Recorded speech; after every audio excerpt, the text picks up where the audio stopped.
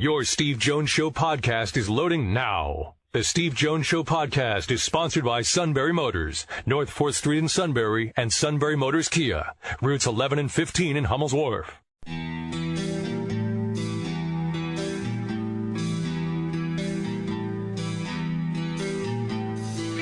Sports talk where your voice counts. This is the Steve Jones Show on News Radio 1070 WKOK.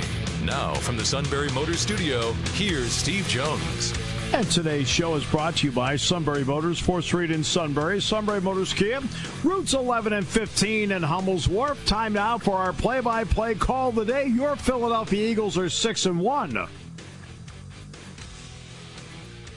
Wentz is back again. Wentz looking, still looking. He is going deep down the far side, and it is caught, and in for the touchdown goes Mac Hollins. Mac Hollins got loose on the far side, and Wentz threw it 64 yards. Miro must be having so much fun with this. I'm thrilled for him. Eagle fans. Everybody else, it seems, is having quarterback problems. You've got a gem. And guess what? Jared Goff's not bad either. But the Eagles, you've got yourself a gem, a long-term gem. And there was never a question. They've always wanted Carson Wentz. Way back a couple years ago with the draft talk, he was always on their radar. Well, guess what? They scored. All right, let's bring in Neal Coolong. Let's talk about the Steelers. Let's see if he saw the same game that Sean did. Sean wrote down a list of things, most of them really nasty, Sean. I mean, really kind of a negative opinion about a big win. I mean, he seemed kind of bitter. No, it's a whole Bryant thing. Oh, wait, this is Deb's handwriting. Oh, okay. Neal, welcome. It's always great to hear you on the other end. Yeah, it's great to be here. Thanks for having me. Okay. We're having a lively discussion. I said they just should take Martavis Bryant, cut him, because I don't think he needed cancer in the locker room. What do you think? It almost seems to be, uniting against the common enemy now. The more he complains, the better the offense does. The reality is, whether this was by design or just, the way that things played out in the game, when the Steelers hand the ball off to Le'Veon Bell, they win games. When they don't, they lose. To some degree, you could say that they fall behind in some of these games that they lost. That kind of gets them away from a decision to run. But clearly, the last 2 weeks, Bell has been the focal point of their offense, and their offense has done fairly well, all things considered. I mean, they're playing two good defensive teams the last 2 weeks, and Bell had a lot of success. They controlled both of those games pretty much throughout. So, from Bryant's perspective, it's like this is just really bad timing to go over any of this stuff, not to mention the fact there's basically no way the team is going to get rid of you. You're not going to be able to angle yourself to get released either. I think they learned from their mistake with LeGarrette Blount a couple of years ago. They're not going to allow a player to kind of push himself off the roster. Bryant's going to be there whether he wants to be or not. And in all honesty, the message he's going to get is you can and should make the most of this because you're not going anywhere. They've put way too much time into him, and they just simply don't have the receiver depth to be able to let go of a player that knows their offense. So it's just kind of a negative situation, but one I think they can work past pretty easily. It's interesting. We talked last week about Bell basically getting into game shape by playing games because he missed all of training camp, and we discussed that last week. After losing to Jacksonville, coupled with the one with Chicago, have you sensed that the Steelers have simplified more things, and because of that, the running game has become more in vogue? I'm not sure if they've necessarily simplified it more than what they had. They don't have an overly complex running scheme. They do power and zone, which not a whole lot of teams have the continuity and the talent available to do it. Certainly the Steelers do. They've had their offensive line in place for, 4 seasons now. And Bell, I think it took him a bit to find his rhythm and to find his confidence more than anything. His vision is back. He's hitting the hole much more aggressively than he did. And he's still using that patience, though. That's something he's going to continue. The Steelers' offensive line got after it against the Bengals. And the Bengals' defensive line were on ice skates for most of that game. They really got whipped down in the trenches. Both sides of the ball, the Steelers dominated, really. So for Bell, I mean, I don't know. Typically, playing a run defense that's as usually as disciplined as stout as Cincinnati's presents a bit of a challenge. But he walked over them. The Steelers' offensive line really should have gotten a lot more credit after that game, I think, than they did. Bryant does realize Antonio Brown plays on the other side of the field, right? He doesn't seem to. Bryant on the field or not, I still would have assumed going into this season the Brown is going to get 11, 12 targets a game. Why? Because he's Antonio Brown. That's just what they do in the passing game. Right. And by and large, he's made plays. Bryant acts like he's not even dressing. I mean, he's out there. He gets 4 targets a game. That one deep ball, I don't know if you saw it. The one time they went deep to him, I don't think he even knew the ball was there. Exactly. Lost it in the sun or something. I mean, it was a really, really sloppy-looking play. And if he thinks that those kinds of things are going to get him more targets, I don't know what to tell him. I mean, to be fair, too, Juju Smith-Schuster only got 4 targets, too. It's not like the ball is going all these other places except for him. It's Brown and Bell. That's just what their offense does. Bryant would have more of an opportunity if he made more plays. And to this point, he's only made the one against Minnesota, and that was a long time ago. Yeah, exactly. We mentioned Artie Burns last week and how important he might be in a game against Green and so forth, because Dalton, to his credit, started to play a little bit better along the way. What did you think of his performance last week, Neal? I thought we barely saw him. He made a play. It was a shorter out route to Green early in the game. He came really close to picking off. I thought he had it at first. But really, the bottom line was we didn't hear from him, and that's a good thing. Any cornerback that's not mentioned all that often in the broadcast is probably doing pretty well. Not to mention the fact I think they got Green 2 targets in the second half or something that. Yep. Whether that was by design or a combination of things between Burns and Hayden. I mean, the Steelers, their cornerbacks group has really come a long way. I was worried about it going into the season, but you're getting outstanding play out of Mike Hilton. He came from absolutely nowhere. I think Burns is definitely living up to his billing. I was worried about this game just because I really thought the Bengals might have an opportunity to kind of challenge him a bit, but the Steelers pass rush might have taken care of some of that. Otherwise, the more outputs we've had against A.J. Green in a while versus the Steelers. What did you think of Roethlisberger and how he's played the last couple of weeks? He's coming along. He looks a bit more confident now. It just kind of seemed like maybe there were a bunch of things up in the air early on. They weren't really sure how they were going to do things. They had a much better game plan this week, certainly, than they did against Jacksonville. I thought this was very much in tune with what they're doing well, how they're able to play the game. At the end of it, I was kind of surprised. I didn't really keep an eye on it, but he only completed 14 to 24. That was a little surprising to me because it seemed like he had a lot more shorter stuff going his way. But they did try, a couple deep balls. You want to talk about younger cornerbacks. William Jackson III for Cincinnati, I thought played an outstanding game. It's really, really hard to cover Antonio Brown the way that he did. I think he had 2 or 3 pass breakups. He had a great, veteran hold down the field, if you will. Did a great job of kind of hooking Brown's arm at a spot the official wasn't going to be able to see. That's a veteran move. And keep in mind, he's the guy that the Steelers were rumored to be ready to pick before Cincinnati took him, and then Pittsburgh took Artie Burns. So it's fun to see 2 younger guys, especially this is Jackson's first year of game action out there. Ben tested him, and as he probably would, but he stood up to it. So I think maybe Ben might have left a couple completions on the field, but overall, I thought he played very well. It was a really smart game by him. It just seems like the defense has really. I mean, I think they've been putting the offense, I think, in a pretty good position. What do you think? Yeah, I think they're setting it up well. I still want to see a bit more, whether this is a distribution thing or whether it's really that the guys like Bryant and Smith-Schuster need to step up and get the ball more often, probably more to the tight ends. But you'd like to see a little bit more distribution overall within the offense, just to put stuff on tape the other teams have to kind of prepare for. Right now, you get a little bit worried looking at the mass amount of production that is coming from just Brown and Bell. Now, obviously, they're the star players, and I said earlier they should be getting the ball, but you've got to have a guy capable of making a play. And one thing we haven't seen from the tight end group is consistency. I guess Vance McDonald dropping passes has been pretty consistent this year. He dropped a touchdown that they absolutely should have had in that game. he's dropped a couple deep passes too, but he's getting open down the field. You kind of hope that maybe, something can come along for him and be another added dimension to this offense. It just looks too much like last year where they had to rely on Bell up until Bell wasn't there anymore, and then they completely fell apart. So they're going to have to get somebody else really going, and perhaps maybe that is Bryant. Not to give in to him or anything, but maybe there is a way they can get him 7-8 targets. See if they can't jumpstart him a little bit. Look, we know he's a natural talent. We've seen that.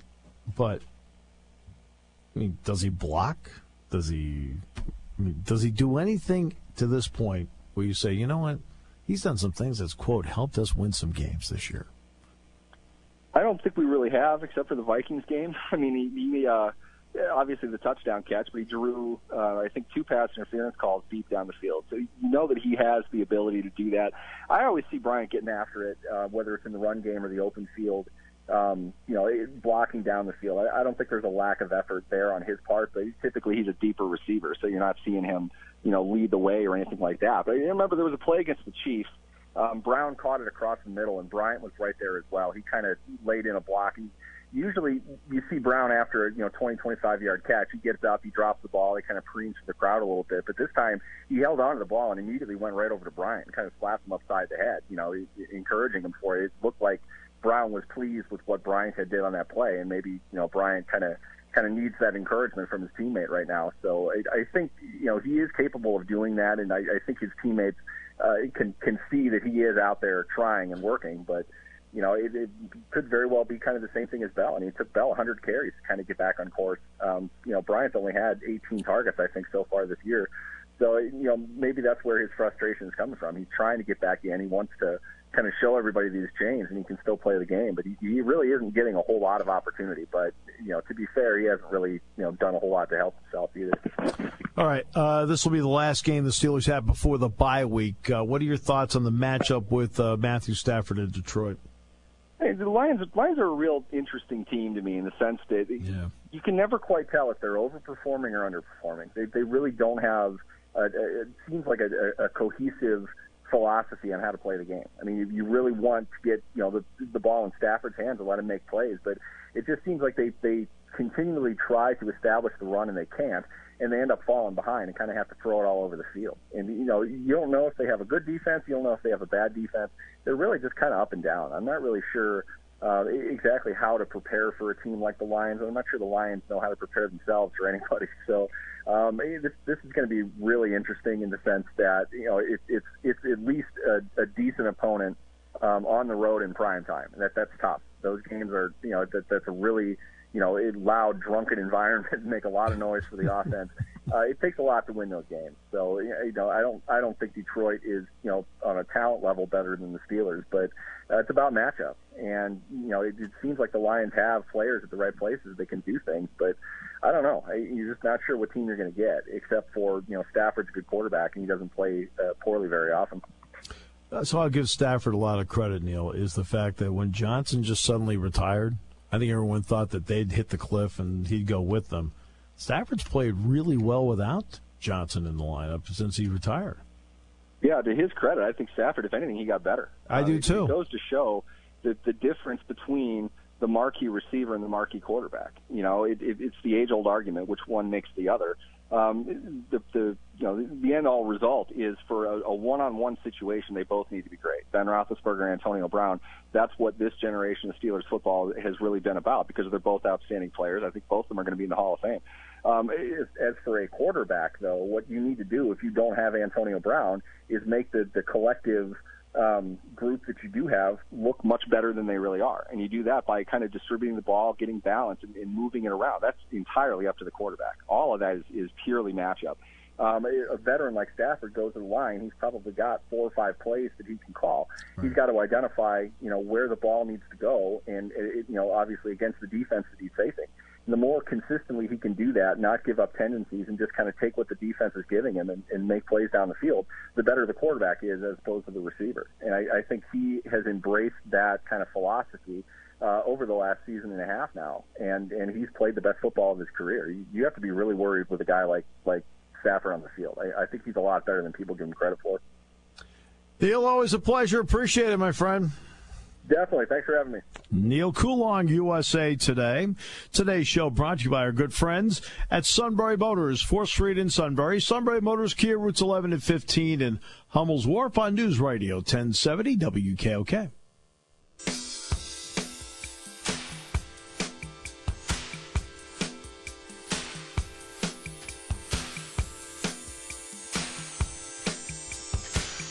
All right, so I wanted to hear my esteemed colleague, Doug Birdsong. Hey, rare do you have a game end in overtime on a pick six. But my guess is it was called to perfection, so I know, Sean, you have it ready to go. O'Malley takes the snap, goes to pass, has time. Now as he throws, man is open the end zone. It's going to be picked off. Coming up the far sideline is Johnoff. Johnoff ran one back for 64. He has a block at the 40. Comes to the 50. Down the sideline to the 40. To the 35. To the 30. To the 20. To the 10. Touchdown! Colin Johnoff has won the game on a 90-yard interception return for 6. Oh my almighty! It's over here in Easton, and Bucknell is in the thick of the Patriot League race. I love it. Oh, Doug. Oh, I love it. That was great. That wasn't good. That was great. Thanks, Sean. Glad I heard it. That was terrific. Right? I think that captured the spirit of it, don't you? Love the energy. Love the passion. Oh, it was just great. Yeah, I hope everybody gives Doug a nice greeting when they see him tomorrow over at Maddie's. And, oh, you guys are lucky you got a real pro over there. Gets it done. Way to go, Doug. Way to go. That was tremendous. I'm glad I asked. World Series Game 1 tonight. Excessive heat warning. Corey Seager, by the way, is back for the Dodgers, but Curtis Granderson was left off the World Series roster. They say it's possibly the hottest game ever in the postseason. They say at 8:09 tonight Eastern time, so 5:09 Dodger time. Let's see. Game 1 D-backs and Yankees was 94 degrees. Let's see. Tonight, let's see. They say it's going to be right around there, I guess. There's no chance of rain tonight. So, but game 1's going to be hot. It's going to feel like it's July. And right now they have an excessive heat warning in Southern California. That's incredible. That is, that's again, remember, they're starting at 5:09 in the afternoon, so it's not like, hey, it's not going to be like 8:09 here where it's dark. If they were to play the World Series here instead of there, it'd be an incredibly comfortable night for them to do that. Well, I couldn't get over the weather at Heinz Field on Saturday. I mean, I've been going to Steeler games now for close to 20 years, and I couldn't have remembered a more perfect October day than this past Sunday. Yeah. There's been some October games I've gone to, and the wind was whipping around, coming off the river, and just cut through you, and cloudy, and dreary, and rainy, and could not have asked for a better one. Well, I mean, you look at the white out here on Saturday. Saturday was a perfect day here. Perfect day. It couldn't have been any nicer. Well, they're talking about the possibility of maybe a little bit of rain on Saturday in Columbus. We'll see.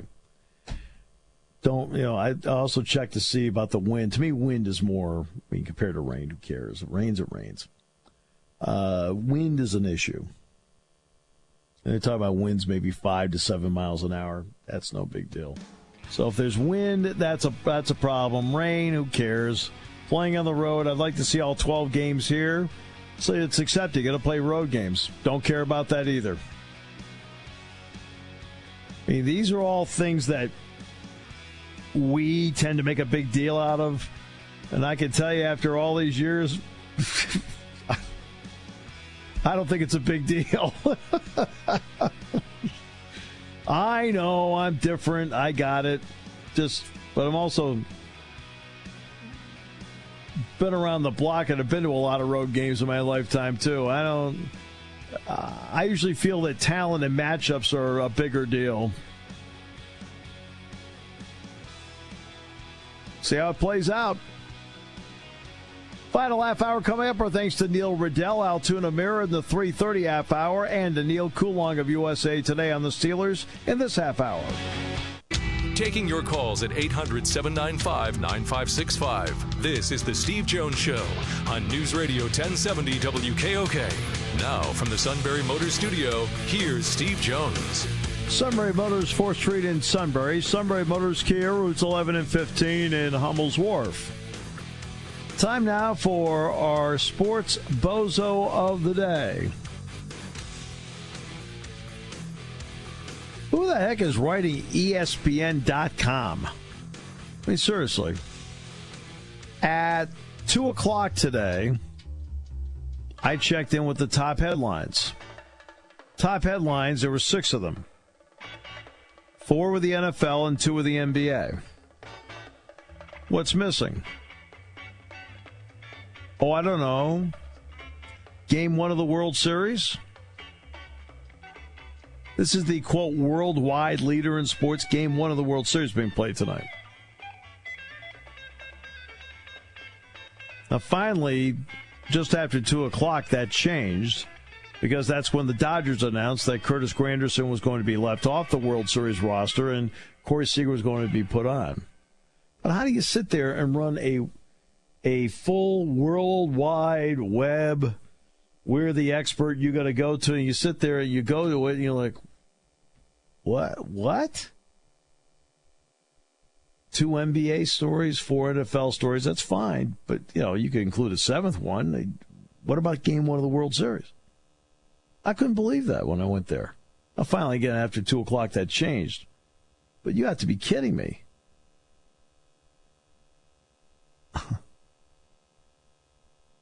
Well, especially since they have the radio rights to the series. Yeah, well, I don't know. That's still important. That's still important. Yeah, it's important up to a point. On Sirius XM, you can get the home team calls too. So believe me, they get.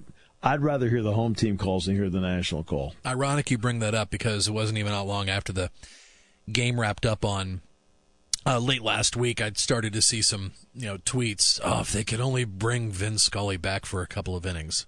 And actually, Vin himself, he won't do it. He squashed that. He won't do it. He doesn't want to be bigger than the moment. He doesn't want to swoop in and, here I am. The people that are there have, through their own work as well, have earned their spot there. So whether it's Joe Buck and John Smoltz and Tom Verducci and Ken Rosenthal, or Charlie Steiner or Rick Monday on radio. Hey. It's certainly not going to go on the Dodger network, so. Harry Callis' son's the TV broadcaster for the Astros, right? Oh, that's right, Todd, yeah. Yeah. Now, he can't do the World Series. The radio will do World Series on the Astros network, but TV can't. So he has been a fan. I heard him on MLB Network the other day. He was talking about being a fan. He and his fiancée sitting out in section 105, enjoying the games. So, getting back to Vin Scully, he doesn't do too many interviews. So for folks that just can't get enough of hearing his voice, another sports legend, Dick Enberg. Dick Enberg just started a new podcast less than a month ago. One of his first guests was Vin Scully. So if you're into podcasts, look for Sound of Success, the Dick Enberg podcast, and you'll be able to find his chat with Vin Scully. A couple weeks ago, it was originally dropped. Yeah, it only lasted like barely 15 minutes. It's like, if we could only had more time. We said that last year, when You knew it was one more game that Vin wasn't going to be doing. Right, exactly. It's you're talking about a guy that I believe Connie Mack was still managing when Vin Scully started his career. What does that tell you? Tom Verducci did a great interview with Vin Scully a year ago, which is just super. So hopefully you have a chance to, hear what he, had to say, and you can go online to si.com and hear Tom's interview with him, and he's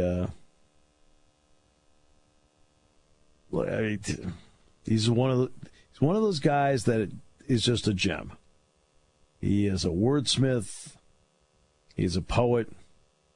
He is the consummate play-by-play guy. He was a great football announcer. He was a great golf announcer. And obviously, the preeminent baseball announcer is really, really special. But you know what? He also is a humble guy. And he decided that, he doesn't want to be the center of attention. He actually was in a luxury suite, I think, for one of the playoff games. And then I know he watched the Dodger clincher at home with his daughter and his wife, Sandy. So,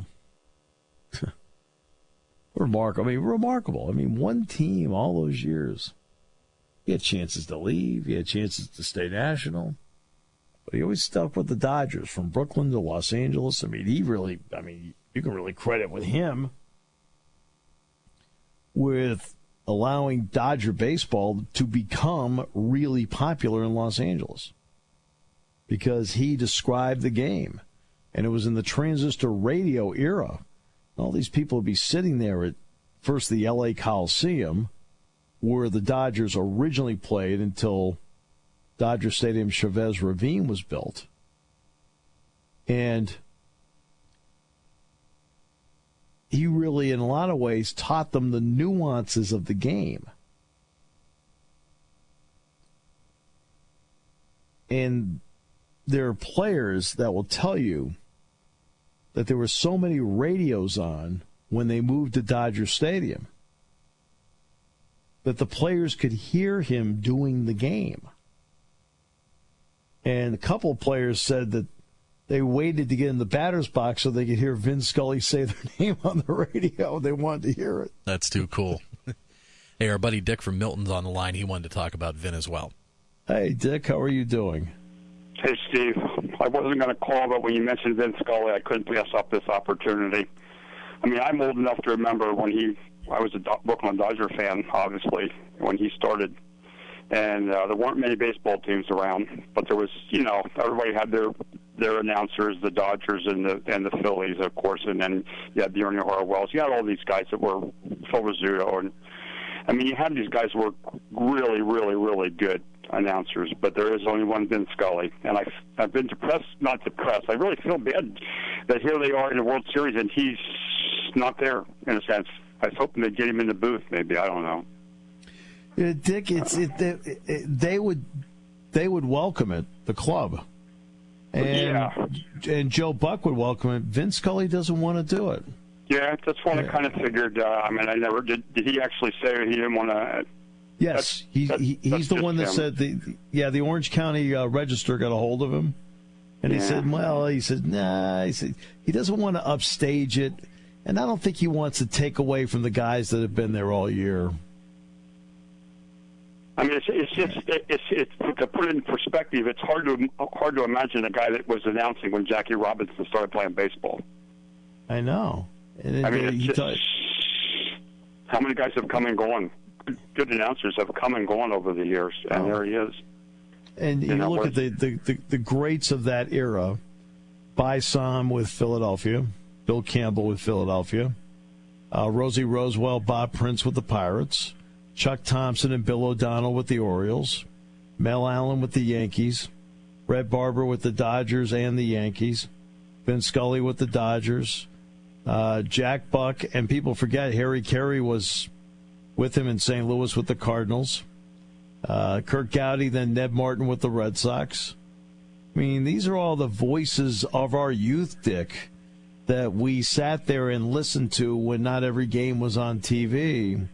And thus, I think all of us have a greater connection with them because they were our connection to the game because we couldn't see the games back then. Yeah, well, that's what I'm saying. I was old enough to remember radio. I had a transistor. You could listen to the games at night because AM radio was AM radio, and it was strong. You could listen to all of them. You could, KMOX, I would say you could get everybody, literally.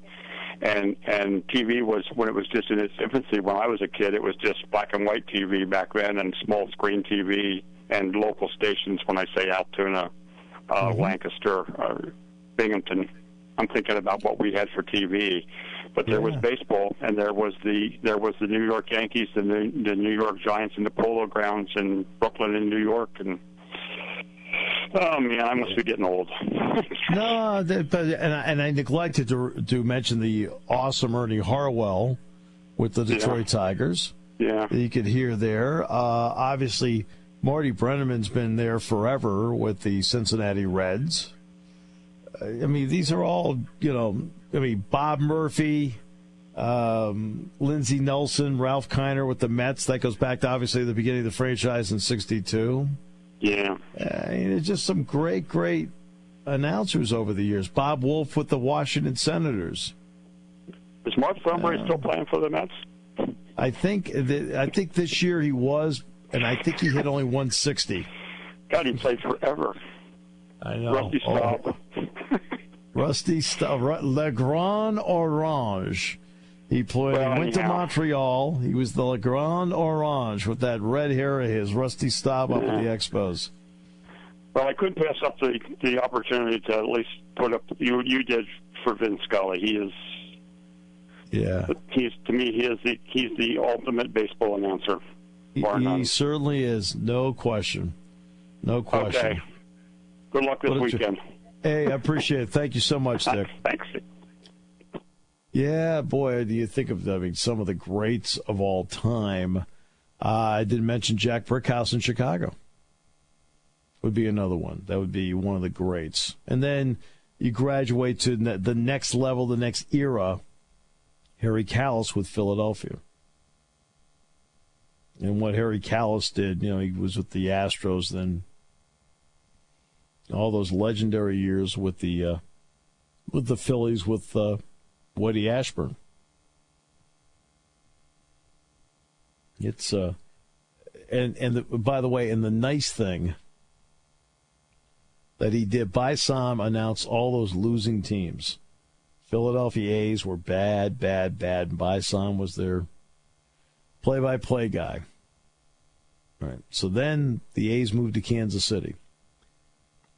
So the Phillies hire him, and the Phillies are bad. Then finally he retires. I want to say he retired in 75.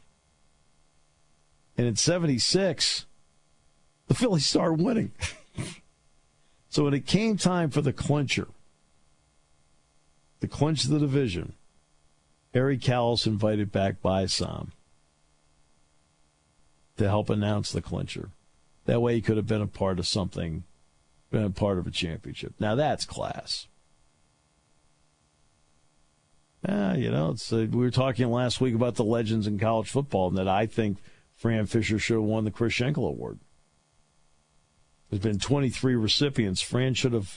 Fran did not receive enough national recognition for the great work that he did. Some of the Southern guys did. Fran deserved his just due. And I know Lou Prado was starting to get the process rolling for him, and then, of course, everything hit the fan here. And that changed, and, of course, Fran's passed away. It means something to his family now. It's always a lot more, it's always a lot tougher when someone's passed away. Oh, great memories growing up. Listening to Marty Glickman do Giants football, and Fred Cusick and Bob Wilson do the Bruins, and Johnny Most doing the Celtics. They got mugged.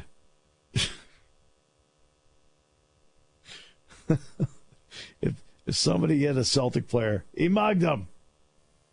Right? If the Celtics player did the exact same thing to the opposing team, it's an actors league. All right, we'll come back. We'll wrap it up in a moment on News Radio 1070 WKOK.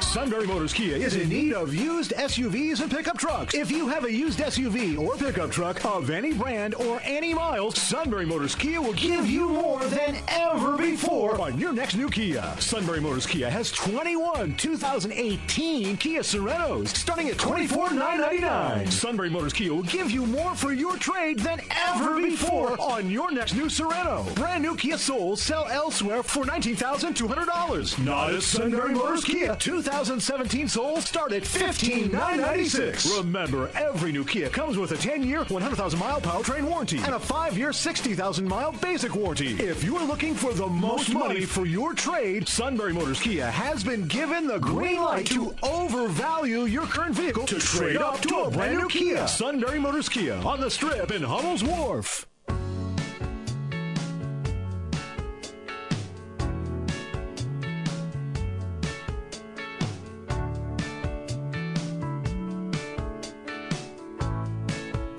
Great to have you with us today. Penn State, Ohio State Saturday in Columbus, kicking off at 3:30. We'll be on the air with the Dietz and Watson Tailgate Show beginning at 2 o'clock on Saturday. Seems to have drawn some national interest. Maybe people come up and they say, aren't you more keyed up? I'm like, I said, what do you want me to do, pace? Why, make you feel better? It's like, I am how I am. The biggest thing to me is, am I ready? After that, we'll go from there. So, thought you'd be more what? When it comes time, it'll be time. Can't do anything about it today. Paul Keels, my good friend, the play-by-play voice of Ohio State football, is going to join us on the show tomorrow. And And we did hear back from Philadelphia Eagles insider Dave Spadaro.